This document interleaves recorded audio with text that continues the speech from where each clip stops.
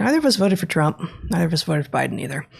Couldn't bring ourselves to. But the media's just dog with a bone, single-minded hatred of that man meant that they were actually doing somewhat better journalism simply to fight anything that he did when he was in office. With like this New York Times article that I led with, right? This from August of last year, the New York Times could talk about, well, I don't know, maybe the cyclothrust is a little high, maybe we're getting false positives, maybe this isn't what it seems. There's no way they would publish that now. Like, as of January 20th of this year, whenever actual inauguration day was, everyone stopped doing journalism to the degree that they were doing it at all. And, yes, the journalism for the last 4 years was just, driven by ridiculous hatred, single-minded hatred. But if that was the thing that was needed to get a little bit of truth out there, okay. I mean, it did not help the public discussion or many things larger. But I feel like now with the transition, just everything is pointing in the same direction. There is like, where are the voices beyond the constituent parts of David, right, against Goliath, who are saying, actually, no, and just don't talk to me about data-driven. Show me the data. Stop monkeying with the data. You're destroying the data.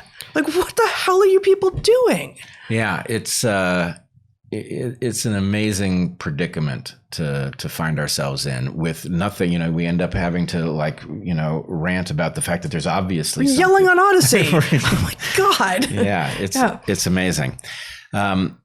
So I do find this all. I don't know how to do this carefully because here's the problem. Okay, as you have pointed out before.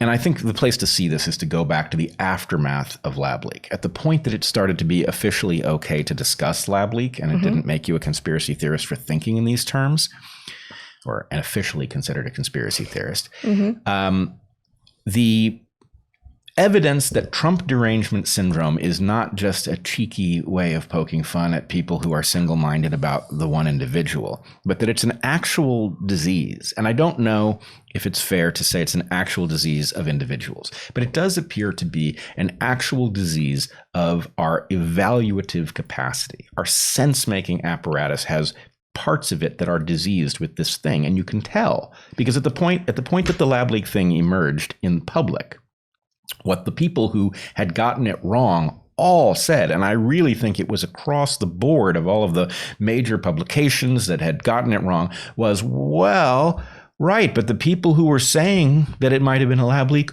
were all crazy Trump supporters. So how could we possibly have been expected to figure it out? Now, that's a lie, right? We were there. We've never been Trump supporters, right? We were right there. We were right there on their televisions. We said it on Bill Maher, right? On Joe Rogan. Yeah. You go into a room with Joe Rogan and you say lab leak hypothesis is where all of the evidence is pointing. Last July or something. Last July. Yeah.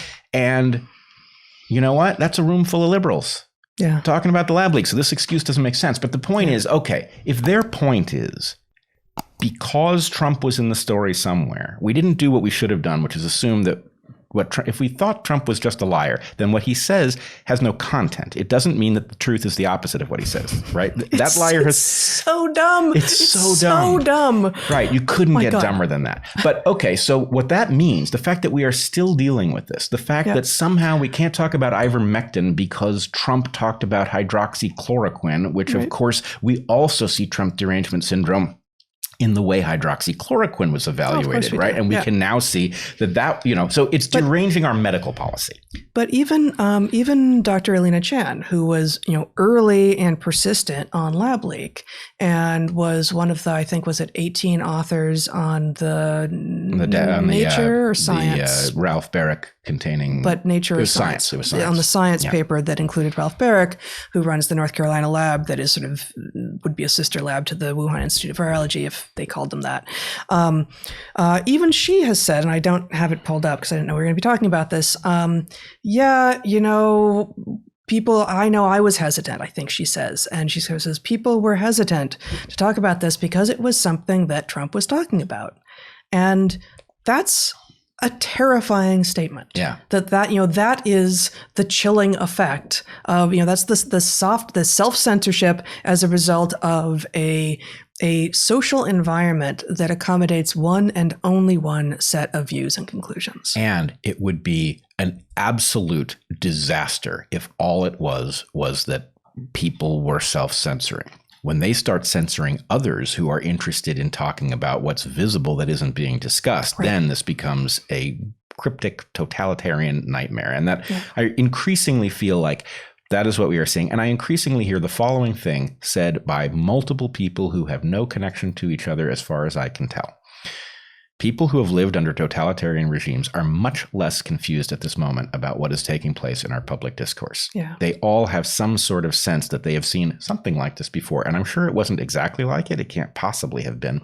But there is some sense of like, oh, yeah, the public discussion has gone to noise, right? And the only discussions that make sense are private discussions in which the people present feel safe enough to look each other in the eye and say what they actually think.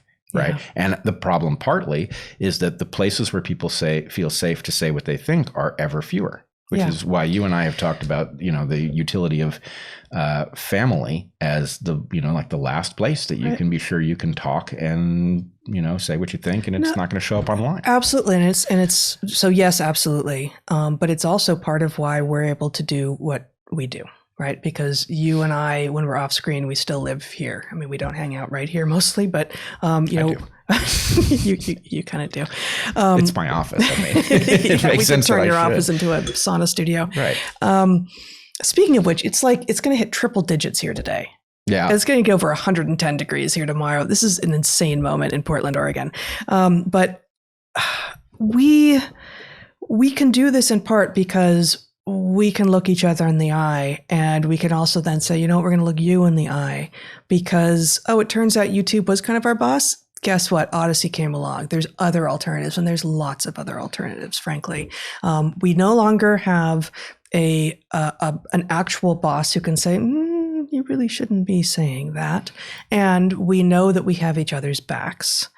And frankly, so many of you have been supporting us, mostly, quietly. We see it as, it's the support of our Patreon and the subscriptions on the channels and the super chat questions. And basically, we are financially okay because of you, not because of anyone else, not through the grace of YouTube or Google or Facebook or anyone, right? But individuals who are seeing what is going on and saying, actually, agree or disagree with them 10%, 90% of the time, I see that voices that are able to speak truth without censorship are necessary to a functioning democracy. Yep. And they're, whether they understand it in these terms or not, cultivating our security because they want to see more of this discussion, which doesn't mean the discussion doesn't contain errors, but I think it does mean that we deal with those errors honorably when they occur.